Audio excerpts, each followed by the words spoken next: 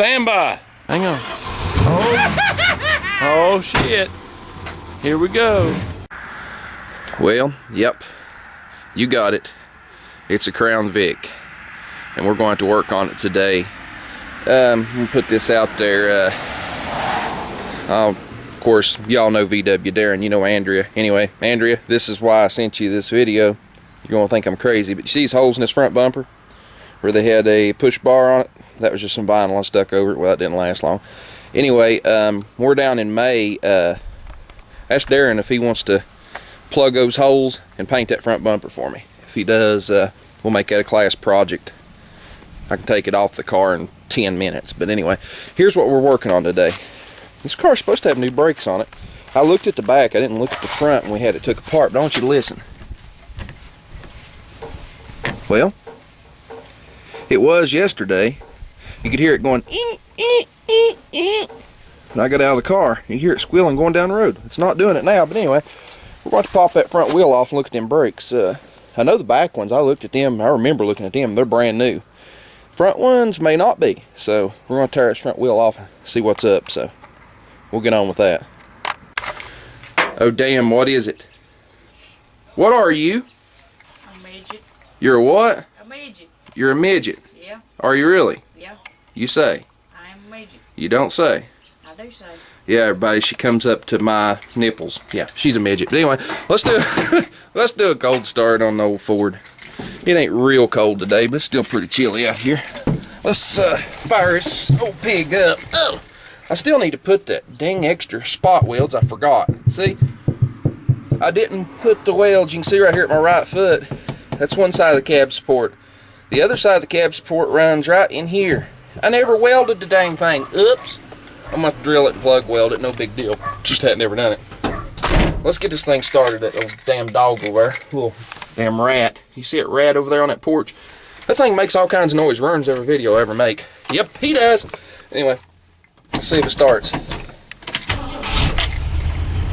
Wow, don't it sound great? Good and quiet.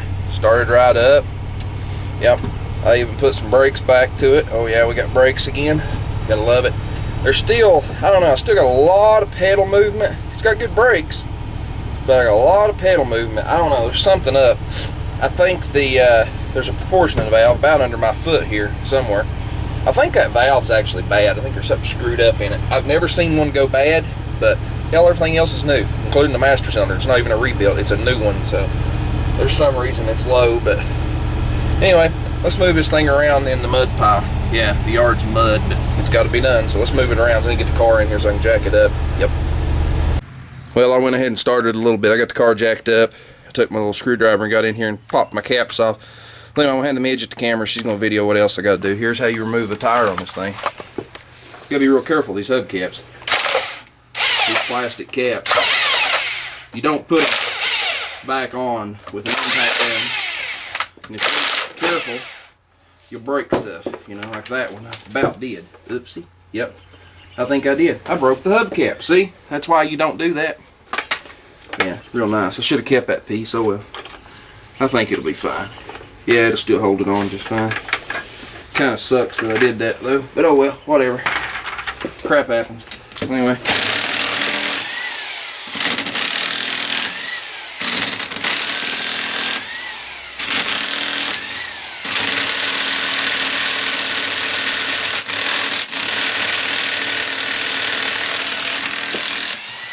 Always one.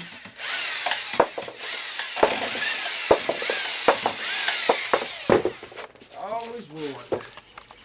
Make sure to find all your lug nuts. We're gonna see what was squeaking. These brakes are wore out, or what the heck was going on? Because like I said, them brakes, yeah, they're new. They're Wagner thermoquats. I wouldn't go as far as to say that they are new, but they are by all means not worn out. Get you in here, you can see they got plenty of meat on them, so we're not gonna worry about it. See that gap right there in the center of the pad? When that gap's gone, it means replace. Those brakes are good, so we're just going to squirt a little brake cleaner in here and clean them up, I guess, because I don't know why else they'd be squeaking unless the caliper's stuck or something. I don't know. That rotor looks a bit Looks a bit blued, kind of. I don't know. We're going to investigate. We'll see. Well, we got her back on the ground. We got her back together. As you can see, it's back together. The brakes and everything look good. What it turned out to be is a known Crown Victoria problem. The dust shield, water splash shield, whatever you want to call it, behind the brake rotor. One of the rivets had given up the ghost. They're aluminum rivets and they corrode off. And it was, when it would get hot, it'd get out and just barely touch the rotor and squeal like a squealer's on a brake pad. You know, I was pretty evidently sure that these didn't have squealers. But, you know, man's got to look. I didn't think they did. I've never seen one that did, let's put it that way. But anyway, there's another thing that can cause that squeal too, is the little clips that hold the pads. They can get in too close to the rotor and scrub the rotor and cause that. Well, I checked all that. I finally just went ahead and took the mount off and pulled the rotor. I found the problem. And there's a few ways to fix that. Some people just yank the thing off, throw it away. You know, my 03, the driver's side one's missing. I've got it here somewhere. I never did fix it. It was it come off to the point that it was clattering around under there, and I tore it off on the side of the road. Just never happened after I put brakes on the car, and I just never put it back. I haven't had it apart. This one I just drilled through the rivet and put a stainless steel screw in it. Just a coarse thread stainless steel screw, like an interior screw except larger. I don't know what else to really call it. And just run it in there and buzzed it in with a little impact driver. We're done. It's back on. It's good shape. That fixed that problem. But anyway, like I said, it was heat related. See, everything's quiet. There's one thing I didn't do is I need to get in this thing and crank it up and hit the brakes a couple times. I did push the caliper back when I installed it, so just so I don't put it in reverse in the morning to go to work and back out the driveway and run over and down the hill and into the pond. I'd forgotten I've done this. But anyway, that's all it was. It was a shield. So I didn't video it because I got sidetracked. Got talking to a guy by the name of Sam. He's an antique firearms and ammunition fella. I got talking to him about some old stuff, and we was swapping stories and yakking our flaps, and well, it got dark. The camera actually shows it to me more daylight than what it is. I can't really see what it can see. That's weird, but anyway, it's fixed. It's back together. I'm gonna go get my keys because the midget took them in the house, and I'm gonna get with it. But